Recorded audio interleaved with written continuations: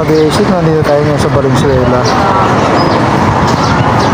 Bubong gagawin natin dito, bubong. Ayun nga, makita tayo sa third floor pala, third floor. Ayan, buti mayroon tayong daanan dito. Yun o. Ang lakas daw ang tulo dun sa area na yan, at dun sa taas.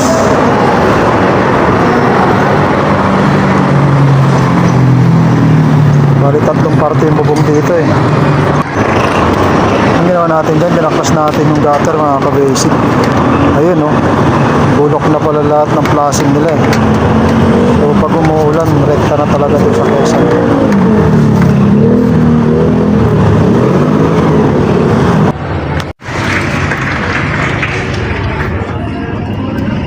Tanggalan natin yung flashing dyan, mga ka-basic. So ayan, yung mga bulok na.